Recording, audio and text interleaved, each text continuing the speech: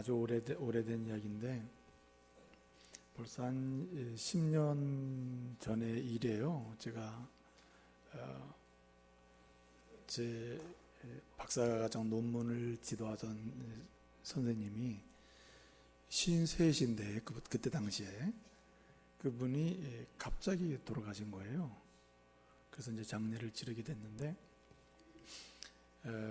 뭐 조사하시는 분, 또 그 말씀 전하시는 분, 그리고 마지막에 이제 그 하간 예배를 드리면서 찬양을 부르는 그 내용, 모든 내용이 가사가 오직 하나였습니다. 주제가 뭐냐면 오직 예수 나의 반석이다. 반석되시는 주님으로 인해서 이 현재의 세상 속에서든 내세 속에서든 어디서든 우리가 설 수 있는 하나님의 자녀가 되었다, 이렇게 고백하면서 위로를 받은 적이 있습니다. 근데 이제 왜 그 장례식 전체 과정 속에서 그렇게 예수 우리 반석 되신다는 그런 주제로 이야기가 됐을까? 그 사실을 알고 설교자가 설교를 했는지 모르겠지만은 그분이 이제 수업 시간마다 말이에요. 수업 시간마다 또 이렇게 논문을 지도할 때마다 늘 그런 얘기를 했습니다. 그렇게 일찍 하나님 부르실 줄 알고 그러셨는지는 모르겠습니다만은 정말 믿을 분은 예수밖에 없다. 우리가 이렇게 학문의 과정을 하고 뭘 해도 예수를 위한 학문이 아니면 무슨 의미가 있겠느냐. 그렇게 하면서 긴 시간 동안 교제를 한 적이 있거든요. 사랑하는 믿음의 가족 여러분, 오늘 이 시간까지 많은 일을 하다가 오셨죠. 그리고 앞으로도 많은 일을 하려고 계획하고 계시죠.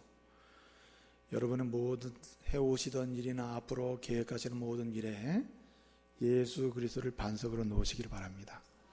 예수 그리스도가 반석이 되지 않으면 다 헛되고 헛된 거예요. 바람처럼 지나가 버리고 우리에게 남는 것은 정말 허무함과 좌절과 절망만 남기는 거예요. 그러나 그리스도 안에서 모든 것이 세워지고 그리스도 안에서 우리의 인생도 세워지고 우리의 가정도 세워지고 또 우리의 자녀들도 세우고 우리의 미래도 세우게 되면 아무리 세상이 요동치더라도 흔들리지 않게 되고 진정으로 하나님 주시는 위로와 은혜가 넘치는 그런 역사가 있게 될 줄로 믿습니다. 혹시 여러분의 오늘의 가정 상황이 어떤지 모르겠습니다만은 가정 상황이 굉장히 피폐하고 공고하고 절망적이고 슬프고 그리고 낭망할 만한 상황이고 그리고 흔히 사람들이 말하는 정말 가정이 뿔뿔이 깨어진 산산이 깨어진 조각 같은 그러한 가정의 상황이라 하더라도 오늘 여러분 말씀을 깊이 묵상하시고 유일하게 반석되시는 예수 위에 다시 교회를 세우고 또 우리 가정을 세우고 여러분의 가문을 세운다면은 하나님께서 그 가정과 가문의 미래를 여실 줄로 믿습니다. 어떤 가정이 있었는데요. 정말 이 부부가 밖에서 아주 일을 잘합니다. 각각 직업을 가지고 있어서 돈도 잘 벌어요. 그런데 집에 들어와 만나기만 하면은 싸우는 것입니다. 오히려 밖에 생활이 더 재미있는 거예요. 남편은 남편대로 밖이 재미있고 아내는 아내대로 밖에 생활이 재미있고 어떻든 그런 상황인데 집에만 들어오면은 불화가 있는 거예요. 그냥 서로의 자기의 이기적인 그런 주장이나 목적을 내려놓지 못해서 그냥 끊임없이 불화가 있는 거예요. 싸우는 것입니다. 그런데 그 가운데 아들이 하나 있었는데 그 아들이 이 집에만 들어오면 싸우는 거라 부모가. 그래서 이 싸우는 부모를 보고 항상 좌절을 느끼는 겁니다. 인생 살아서 뭐하나 근데 어느 날 그날도 집에 돌아와 보니까 엄마 아빠가 퇴근해서 또 싸우기 시작하시는 거예요. 싸우는데 이 엄마가 너무 화가 나니까 말이에요. 그냥 불을 낸 겁니다. 그냥. 그러니까 이 아들이 절망을 하고 22층 아파트에서 뛰어내린 거예요. 그리고 이 불이 났으니까 이 남편은 불 끄다 말고 아들이 뛰어내리니 기가 막히죠. 아들이 뛰어내리니까 이 아내가 또 뛰어내린 거예요. 인생 뭐하나. 그냥 불 끄던 남편도 그냥 인생이 마지막이다 그냥 그 남편도 뛰어내린 거예요. 그래서 세 사람 다 22층 아파트 창문에 다 뛰어내린 것입니다. 어떻게 됐을까요? 그냥 놀라운 기적이 일어났습니다. 아무도 죽지 않은 거예요. 세 사람 다. 왜 안 죽었느냐? 안 죽은 이유가 있습니다.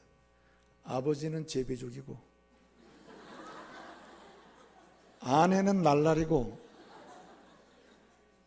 아들은 비행 청소년이래 가지고 전혀 죽질 않은 거예요. 한마디로 우리가 흔히 말하는 콩가루 집안을 풍자한 이야기죠. 여러분, 오늘 이 시대는요, 정말 밖에서는 저마다 재밌게 살다가 집에 들어가면 그 집이 지옥이라, 집이 너무나 좌절을 느끼고 그리고 절망케 하는 공동체가 되어버렸다 이 말이죠. 하나님이 원하시는 공동체는 그런 공동체가 아니고, 그런 가정을 세우라고 두 사람을 만나게 하신 것도 아니고, 그런 가정을 세우라고 자녀를 주신 것도 아닌데 우리의 가정들이 이렇게 비참한 상황에 와 있다는 것입니다. 정말 그리스도의 가정들조차도 이러한 비참한 상황을 경험하고 있다는 것이 우리를 아주 슬프게 하는 것입니다. 그래서 이 가정의 달을 맞이해서 저는 하나님의 말씀을 가지고 하나님의 행복한 가정, 하나님이 기대하시는 그런 가정을 세우자 말이죠. 그런 가정으로 나아가보자는 강렬한 소망을 가지고 말씀을 증언했습니다. 그래서 하나님의 행복한 가정을 세우기 위해서는 우리의 자녀들의 장래가 있게 해야 하고, 그리고 우리 부모들을 즐겁게 해드림으로 부모를 통해서 즐겁게 하는 그런 가정이나 자녀들에게 주신 하나님의 약속, 땅에서 잘되고 장수하며 건강하고 기쁘고 유쾌한 인생을 살게 한다고 하는 그런 가정을 주신다고 하시는 그런 가정을 이루고, 또 심지어는 지난주에 말씀드린 것처럼 부부가 서로 해야 할 의무를 다함으로써 하나님의 기뻐하시는 그런 가정을 세우자가 하는 그런 말씀을 제가 드렸습니다.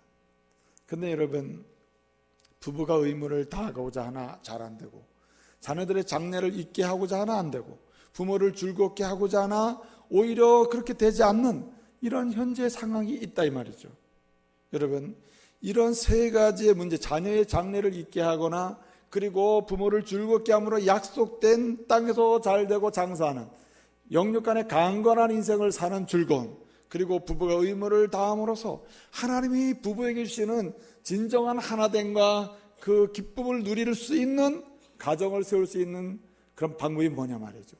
세 가지를 한때 묶어가지고 자녀의 문제나 부모의 문제냐, 그리고 또는 이 부부의 문제를 묶어가지고 하나님이 기뻐하시는 건강한 가정을 세울 수 있는 가장 근원적인 뿌리가 뭐냐 말이에요. 뿌리가.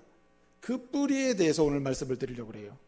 다시 말씀을 드리면, 오늘 본문에 있는 말씀대로 우리의 가정을 베델이 되게 할 때에 자녀의 장래가 밝고 부모를 즐겁게 함으로, 또한 가정 속에 하나님의 영육간의 평안한 복을 주시는 그 은혜를 누리게 되고, 부부가 의무를 다하는 가운데 하나됨의 기쁨과 즐거움을 누리면서 하나님께 영광을 돌릴 수 있는 이런 가정이 될 수 있다는 말입니다. 그러므로 여러분, 오늘 말씀을 통해서 여러분 자녀의 장래를 위하여, 그리고 부모를 즐겁게 드리는 가운데 약속된 은혜를 누리기 위하여, 또 뿐만 아니라 부부가 의무를 다하는 가운데 하나님의 행복한 가정을 세우기를 위하여, 여러분 오늘 하나님 우리 가정이 베델이 되게 해달라고 하는 비전을 갖고 기도할 수 있는 시간 되기를 바랍니다. 여러분, 오늘 말씀에 보게 되면요, 루스라고 하는 곳이 나와요.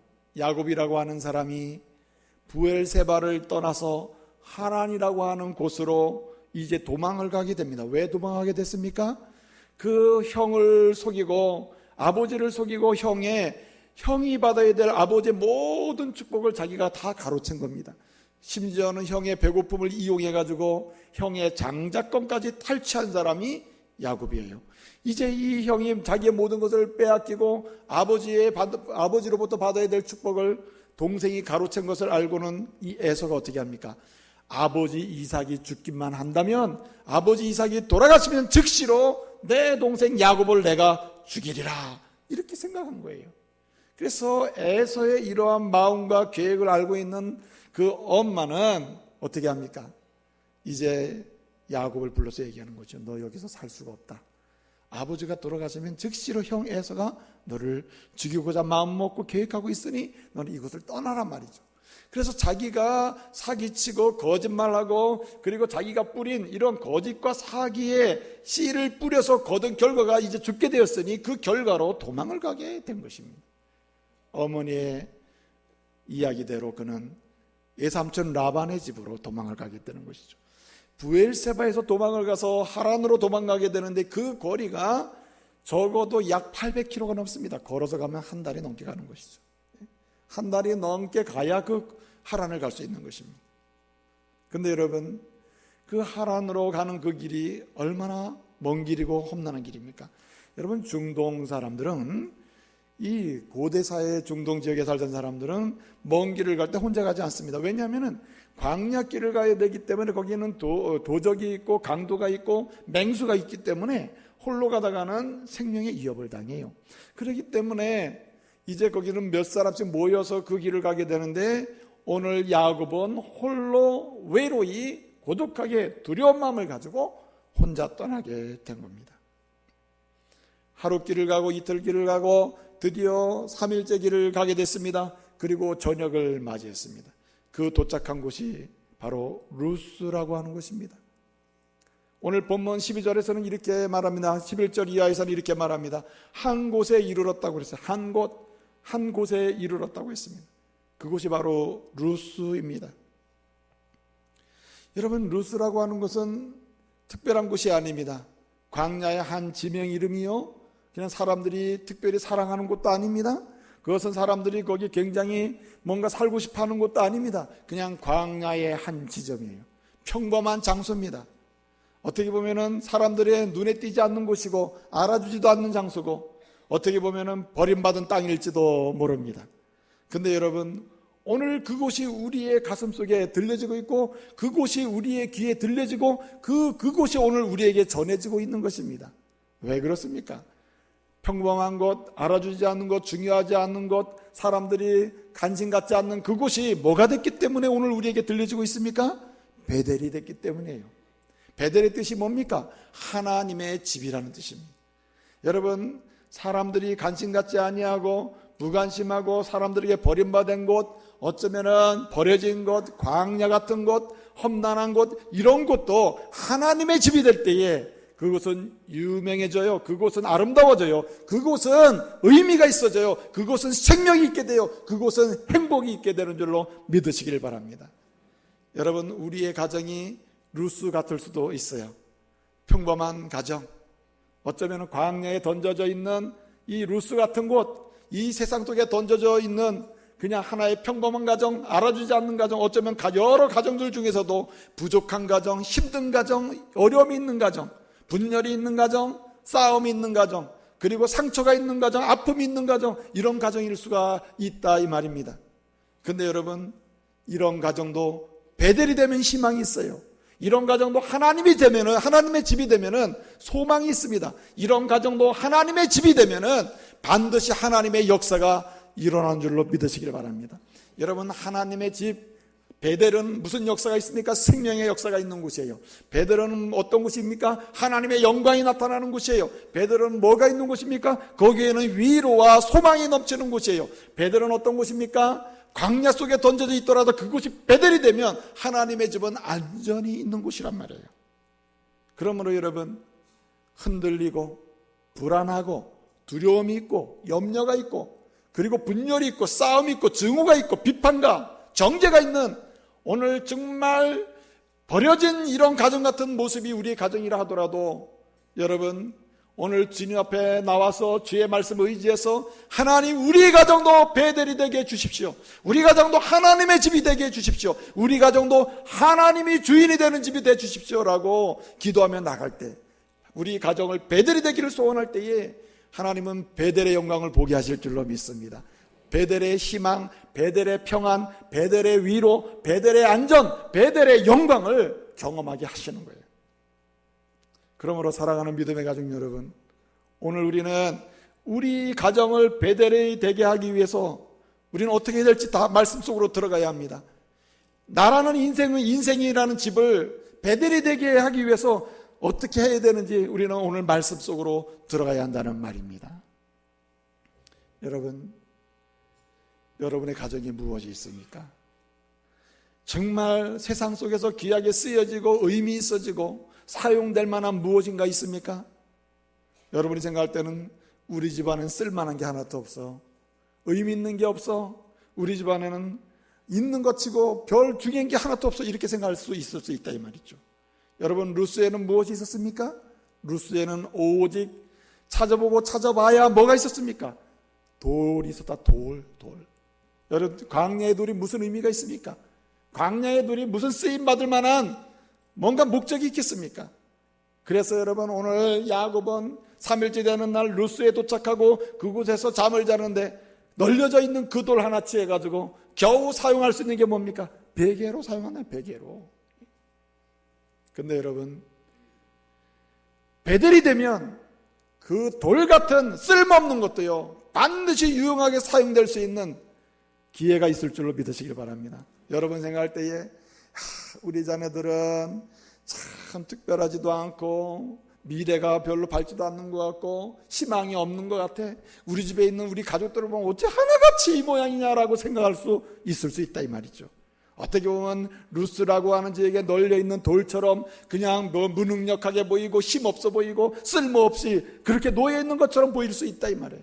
그러나 여러분, 루스가 베델이 될 때에 그 베개로 사용됐던 쓸모없는 돌이 여러분 제단의 돌이 되고 성전의 돌이 되고 기둥이 된 것처럼, 여러분 별 볼 일 없고 쓸모없는 것처럼 보이고 무능력하게 보이는 여러분의 가족이나 자녀들조차, 여러분의 가정에 있는 것들이 여러분의 집이 베델이 될 때, 여러분의 인생이 베델이 될 때 하나님 앞에 귀하게 쓰일 수 있는 가정의 기둥이요, 교회의 기둥이요, 세상 속의 기둥이요, 하나님의 영광을 위해서 쓰여질 수 있는 놀라운 도구가 될 줄로 믿습니다.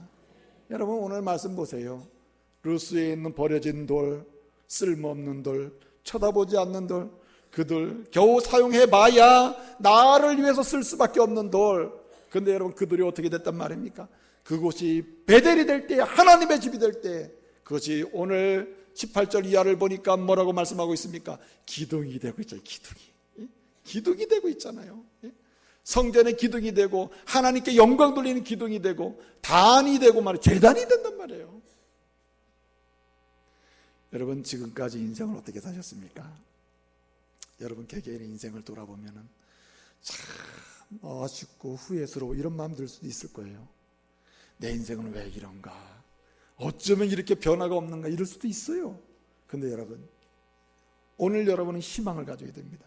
내 인생이라고 하는 집이 베델이 되면 나 같은 인생도 하나님의 교회와 하나님 나라와 이 조국과 세계 열방을 위해서 제단이 되고 헌신의 제단이 되고 쓰임받는 제단이 되고 일꾼이 되고 도구가 된다. 은혜로운 도구가 될 수 있다. 할렐루야. 그런 은혜의 소망을 가질 수 있다 이 말이죠.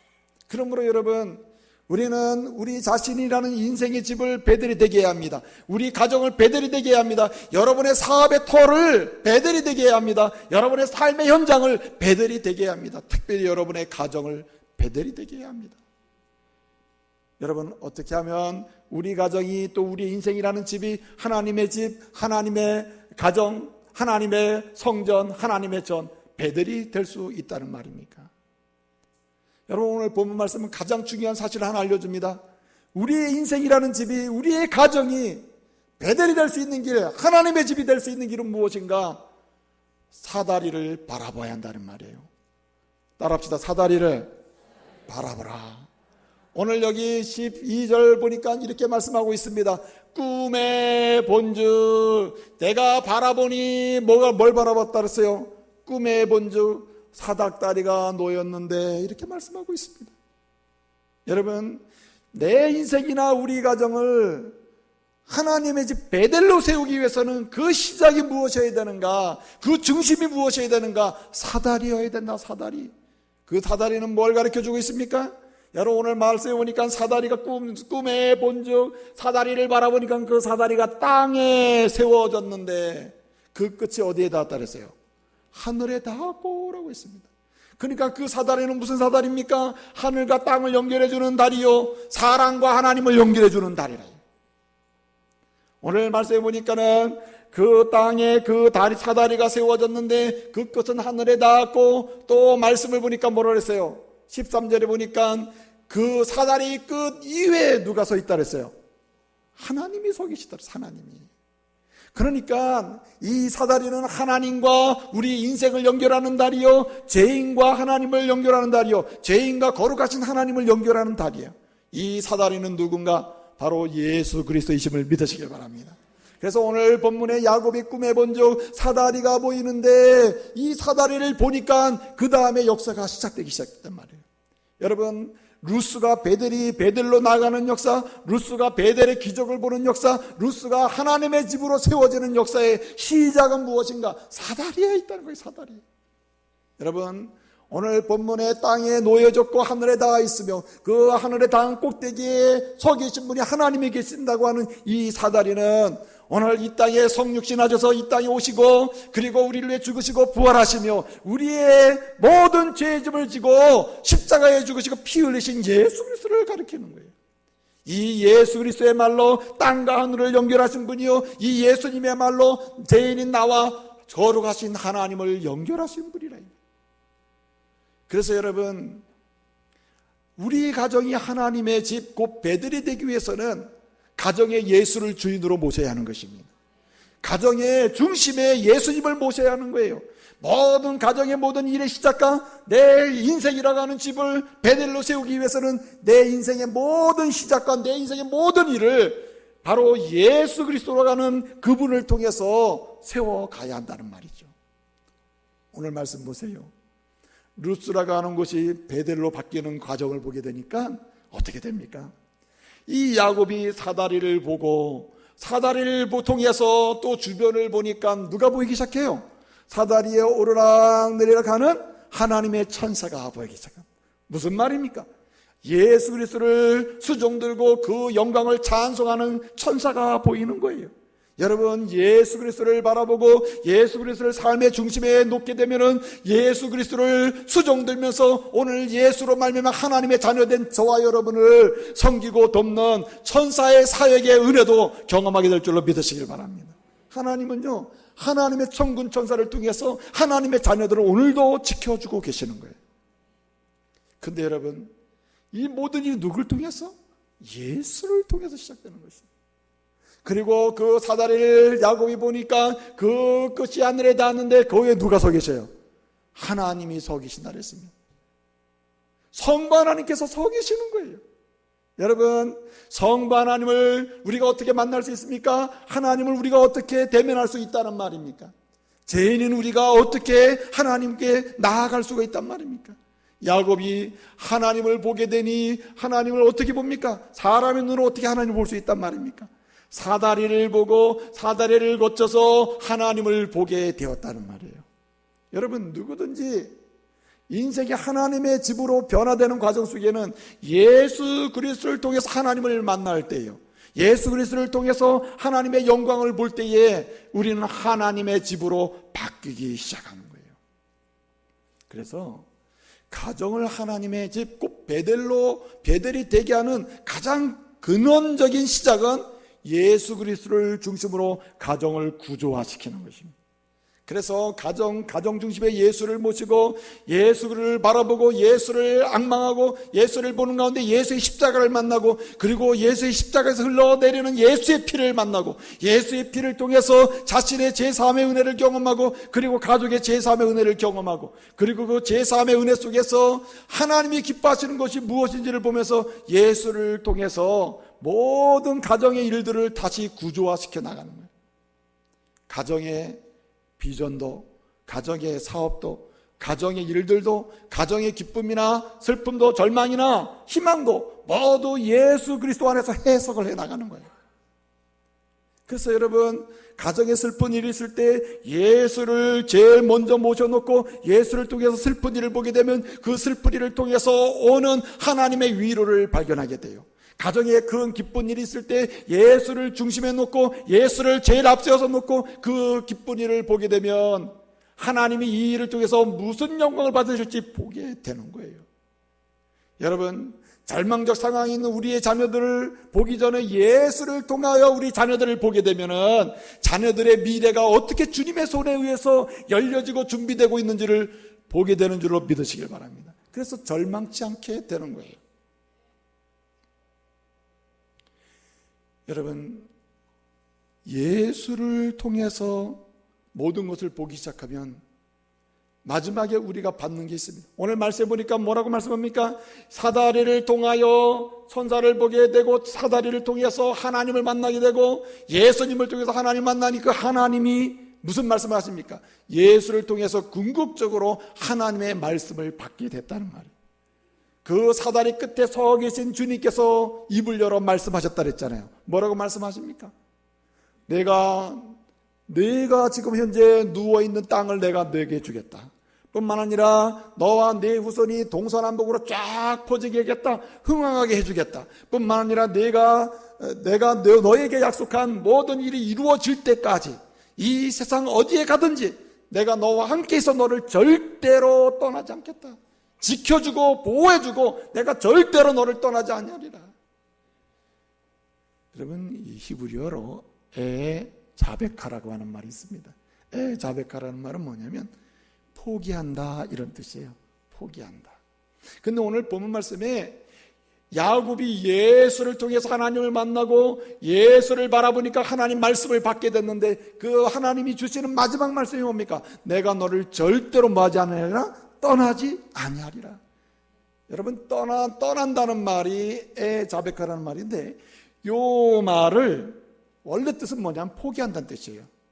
여러분, 우리가 하나님을 포기하고 우리가 신앙을 포기하고 우리가 주님을 떠날 때 포기하고 싶은 때는 있을지 모르지만, 여러분, 절대적으로 하나님은 저와 여러분을 포기하지 않으심을 믿으시길 바랍니다. 하나님 절대 우리를 포기하지 않으세요. 오늘 야곱에게 말합니다. 내가 지금 도망가고 있고 두려워 떨고 있고 외롭게 혼자 가고 있지만, 여기 누워있지만 절망적인 상황이지만 두려워하지 말아라, 염려하지 말아라. 왜? 내가 너를 절대 떠나지 않는다. 내가 너와 함께 하면서 내가 너를 지켜주게, 난 너를 절대 포기할 수가 없단 말이에요.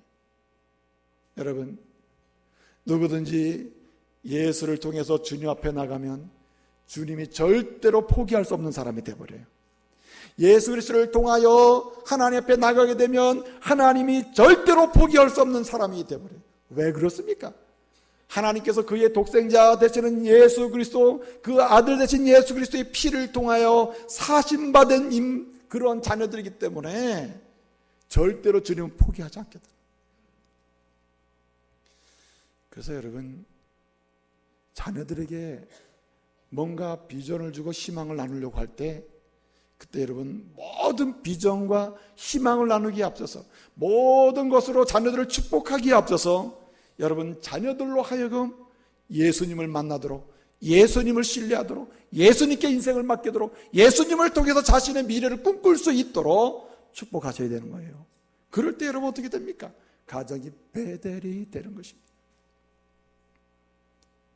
여러분, 그래서 가정의 주인을 예수로 모시고 예수를 통하여 자녀를 보고 예수를 통해서 가정의 일을 해나가고 예수를 중심에 놓고 모든 일을 계획해 나가는 그런 가정의 아버지나 어머니는 그 특징이 있어요. 그 특징이 뭡니까?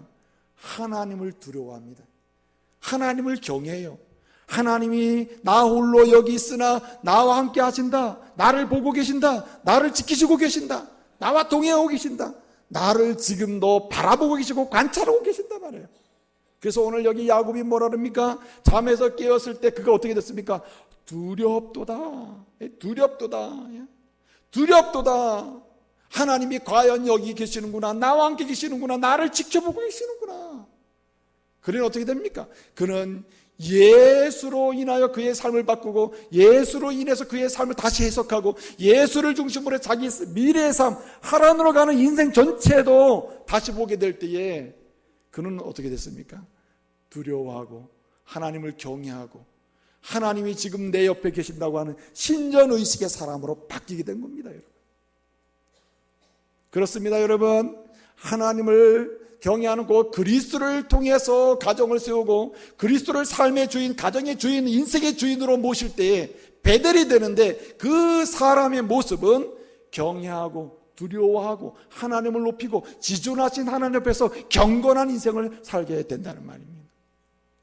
여러분, 하나님은요, 진실로 하나님을 경외하고 하나님을 두려워하고 하나님을 진실로 존귀하게 여기면서 믿음 생활하는 그 사람을 위하여 주님은 은혜를 예배하고 계신 거예요. 여러분, 우리 가정을 향한 하나님의 은혜는 어떤 경우에 풍성하게 임하고 어떤 경우에 예비되는 은혜를 경험하게 되냐 말이에요.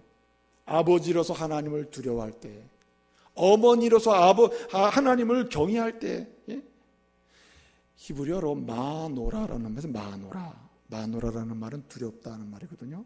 두려워한다는 뜻인데, 근데 이건 경건이라는 말이고 존귀하게 여긴다는 말이고 우선순위를 그분으로 놓는다는 뜻입니다. 그래서 하나님을 경외하고 하나님을 두려워한다는 말은 모든 일에 있어서 여러분 어떻게 한다는 말입니까? 예수 그리스도를 앞세운다는 말이에요. 자신은 뭘 하든 간에 예수님을 앞세우는 거예요. 예수님이 정말 좋아하실까? 예수님이 기뻐하실까? 어떻게 하면 예수님께서 영광을 받으실까 말이에요. 그게 두려워하는 거예요. 이렇게 뭐든지 예수를 앞세우고 예수님을 앞세우고 예수를 우선으로 앉고 예수님을 앞세워 중심에 놓고 나가려고 하는 이 사람을 향하여 주님은 뭘 예비하신다고요? 은혜를 쌓아놓고 계셔요. 이런 사람에게 주실 은혜를 쌓아놓고 계신다고. 그래서 예수 그리스도를 중심에 놓는 자녀가 되게 하고 예수를 앞세우는, 즉 두려워하고 경건하고 예수님을 어떻게 높이려고 하는 이런 자녀가 되게 하면 이 자녀를 향해서 하나님이 예비하신 은혜가 그에게 주어지겠다는 거예요. 그래서 여러분 시편 31편 19절을 보게 되면은 주를 두려워하는 자를 위하여 쌓아두신 은혜, 주를 두려워하는 자들을 위하여 쌓아두신 은혜, 다른 말로 하면 주를 경외하는 자들, 그 주를 앞세우고 주를 우선하고 주를 모든 일의 중심에 놓고 일하려고 하는 자들을 위해서 쌓아두신 은혜, 곧 주를 두려워하는, 인생 앞에서 주를 두려워하는 자들, 주께 피하는 자들, 그를 위해 쌓아두신 은혜, 그 은혜가 어찌 그리 큰지요? 라고 고백합니다. 이거 누구의 고백이죠? 다윗의 고백입니다. 다윗이 인생을 살다가 경험을 하면서 쭉 경험을 해보니까 하나님이 누구를 위해서 은혜를 쌓아놓고 계시는가? 예수를 앞세우면서 예수를 위하여 예수를 경외하고 두려워하면서 존귀하게 여기면서 어떻게든지 예수님의 영광을 위해서는 내가 해봐야 되겠다는 이런 사람을 위해서 주님이 은혜를 쌓아놓고 계시는구나, 그것을 알게 된 거예요. 그래서 여러분 다윗은요, 그의 가정이 혼란기도 있고 굉장히 복잡한 인생 여정도 있었습니다만은 그는 모든 일에서 주를 앞세웠어요. 주님 먼저, 주님을 위하여, 주님이 중심이 돼서 주님이 원하시는 대로, 주님이 기뻐하시는 대로 그렇게 모든 가정의 일을 세워간 겁니다. 여러분 또 한 가지 여기 말씀이 있습니다. 어떤 사람이 자신의 가정을 베델이 되게 할 수 있습니까? 자신의 인생을 베델의 인생이 되게 할 수가 있단 말입니까? 오늘 말씀 18절 이하를 보니까 하나님께서 이제 예수 그리스도를 통해서 하나님을 만나고 하나님의 약속의 말씀의 은혜를 받게 되었을 때 야곱이 아침에 일어나고 어떻게 따랐습니까? 오늘 18절 이하를 보니까 그가 아침 일찍이 일어나 그가 가지고 있던 베개, 돌베개를 가져다가 단을 쌓고 거기에 기름을 붓고 하나님께 감사했다고 말씀하고 있어요. 여러분, 오늘 우리의 가정이 어떠한 상황의 가정이든 그 가정이 베델이 돼서 하나님의 은혜를 누릴 수 있는 가정이 되기 위해서는요, 중요한 게 뭡니까? 하나님이 베푸신 모든 은혜에 대해서 감사하는 가정이 되어야 할 줄로 믿습니다. 누군가가 한 가정의 한 중심이 돼서 중심 인물이, 감사의 인물이 한 사람이 딱 중심에 서게 되면 그 가정은 베델로 나가는 일이 시작됐다, 이렇게 볼 수가 있는 거예요. 여러분, 가정이 항상 분란이 있고 염려가 있고 가정에 싸움이 있고 끊임없는 투쟁이 있는 가정을 보게 되면 슬픈 일이 하나 있습니다. 그게 뭐냐면 그 가정 중에, 가정의 가족들 중에 딱 한 사람이라도 뭐하는 사람, 모든 일에 하나님의 은혜로 다 감사하는 사람이 있으면 그 가정이 살 텐데 감사하는 한 사람이 없다는 게 문제란 말이죠. 그래서 우리의 가정을 베델이 되게 함으로 하나님의 은혜를 더 풍성히 누리고 그것을 경험하게 하는 가정이 되게 하려면은 나 먼저가 주님이 주신 모든 것이 은혜라는 고백 속에서 뭐 해야 돼요? 감사하는 사람이 돼야 한단 말이에요. 감사하는 사람. 여러분, 감사는 절망을 희망으로 바꿔놓습니다. 그래서 여러분, 야곱은 사실은 아침에 일어나 보니 세상이 바뀌었습니까? 돌들이 금덩이로 바뀌었습니까? 루스가 말해요, 도시로 바뀌었습니까? 아니잖아요. 그가 누웠던 곳, 이 루스 그대로 있습니다. 돌덩이들 그대로 있습니다. 사실은 어젯밤 저녁에 누울 때 상황과 아침에 일어난 상황은 전혀 다를 게 없습니다. 근데 여러분, 그곳은 지금 야곱에게 뭐가 돼 있어요? 베델이 돼 있어요. 왜 베델이 되고 있습니까? 그는 하나님을 향해서 불평과 원망과 저주와 그리고 끊임없는 자기에 대한 비하를 시키는 이런 상황 속에서 이제 자기가 얼마나 하나님의 소중한 존재이며 내가 하나님의 손에 들려질 때 어떤 사람이 될 수 있는지를 그는 알았어요. 하나님이 나를 어떻게 귀중히 여기시는지를 안 거예요. 그래서 나 같은 사람도 하나님이 택하시고 나 같은 사람도 지금까지 나를 하나님 버리신 줄 알았더니 하나님이 쫓아보시면서 지금까지 지켜보시다가 오늘 나에게 은혜를 주시고 나와 함께 하신다고 하시고 나를 떠나지 않는다고 하시고 내 인생 미래까지 끝까지 내게 약속하신 하나님의 역사가 성취될 때까지 책임져 주시겠다고 하시니 그가 감사의 사람으로 바뀐 것입니다. 여러분, 하나님이 은혜 주실 때 여러분 감사하시기 바랍니다. 하나님이 현재까지 지난 날 동안 여러분의 주신 것들로 인해서 감사하시길 바랍니다. 여러분은 보실 때 만족스럽지 못하지만 그럴 수 있겠죠. 그러나 여러분, 하나님이 여러분에게 가장 알맞게 가장 적당하게 주신 것이 오늘 현재까지 하나님 주신 것이에요. 여러분의 아내나 남편도 여러분의 자녀들도 여러분에게 주신 필요를 공급해준 모든 것도 여러분의 가장 알맞게 적절하게 주신 거예요. 그러므로 여러분, 부족하다 느끼기 전에 가장 알맞게 주신 하나님께 먼저 감사하시길 바랍니다. 감사는 부족함을 채우는 또 하나의 통로가 되는 거예요. 축복의 통로가 된단 말이에요. 그런데 여러분, 야곱은 오늘 중요한 감사를 하고 있습니다. 자신의 손에 잡힌 것 없지만, 가진 것 없지만, 눈에 보이는 것 없지만 그는 믿음으로 감사하고 있는 거예요. 주님의 약속대로 내 인생과 내 후손이 동서남북으로 퍼질 것을 믿고 감사를 드리는 거예요.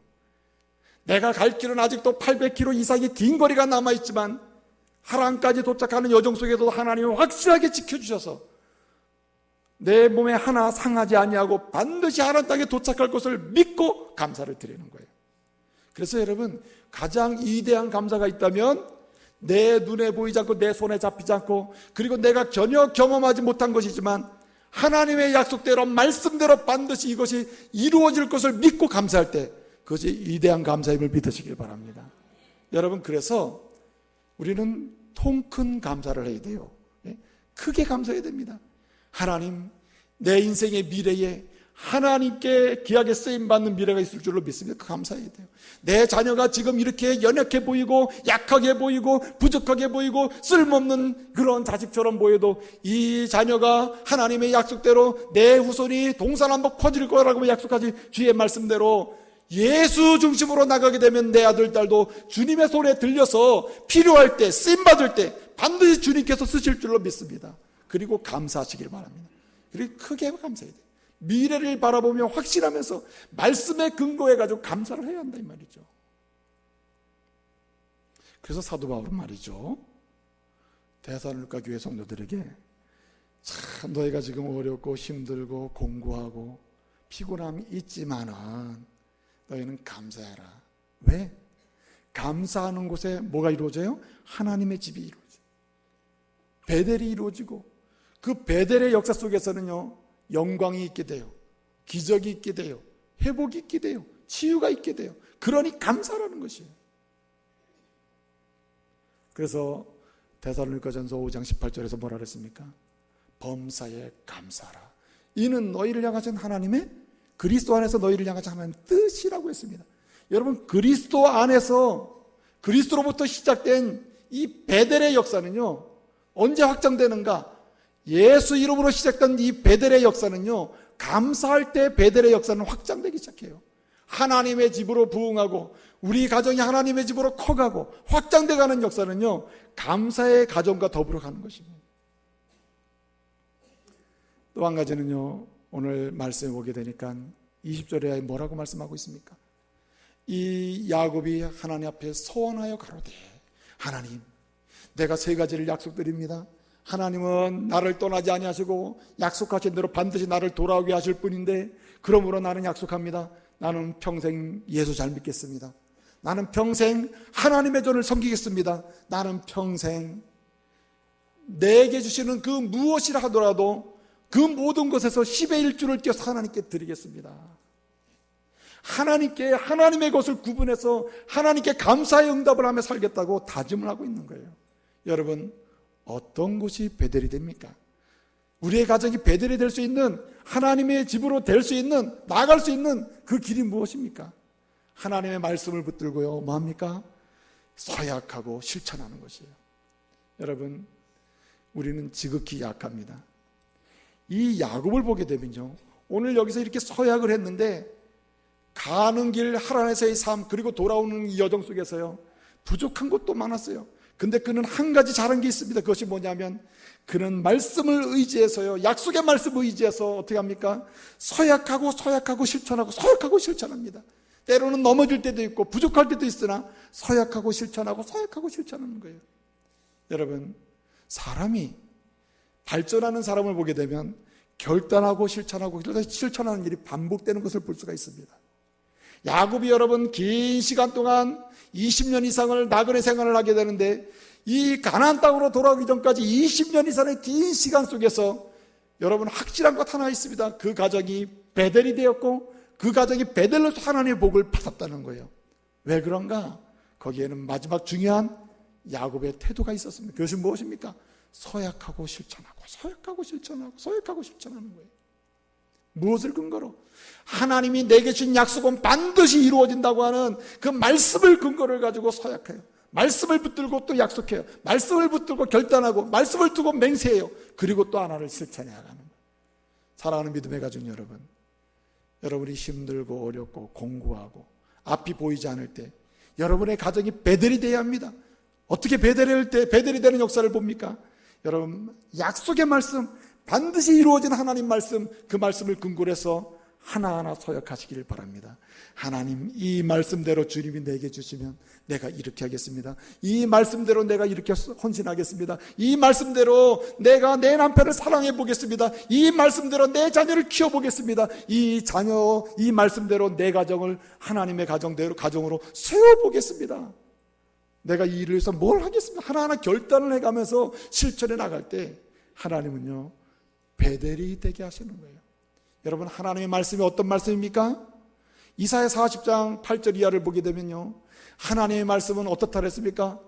풀은 시들고 꽃은 마르나 하나님 말씀 어떻게 한다 그랬어요? 영영이 소리를 했어요. 그러므로 영원하신 하나님 말씀을 붙들고 오늘 결단하고 하나 실천하고, 오늘 서약하고 또 하나 실천하고 몸부림치게 되면 주님은 이것을 아주 귀중히 여겼어요. 베델이 되는 역사를 보게 하시고 베델의 영광을 경험하게 하실 줄로 믿습니다. 여러분, 베델은 안전합니다. 베델은 생명이 있습니다. 베델은요, 치유가 있습니다. 베델은 회복이 있습니다. 베델은 창담이 있습니다. 베델은 희망이 있습니다. 베델은 하나님의 나라로 연결돼요. 그러므로 우리의 가정이 베델이 되게 하시길 바랍니다. 여러분의 인생이라는 집이 베델이 되게 하시길 바랍니다. 오늘부터 여러분 다시 구조화하십시오. 다시 질서를 세우세요. 누구를 중심으로? 예수 그리스도를 중심으로 여러분의 가정의 모든 일을 구조화하시길 바랍니다. 여러분의 인생의 모든 계획을 예수 그리스도를 중심으로 다시 재편성하시길 바랍니다. 뿐만 아니라 그리스도를 통해서 주시는 모든 은혜에 대해서 여러분 하나하나 감사하시되 앞으로 주실 은혜를 확신하면서 감사하시길 바랍니다. 뿐만 아니라 여러분, 하나님의 약속의 말씀은 반드시 영원하고 응답이 되는데 그 말씀 붙들고요, 하나하나 결단하면서 실천하시기를 바랍니다. 그 몸부림을요, 주님은 귀히 여기시고 약속하신 베델의 영광을 보게 하실 줄로 믿습니다.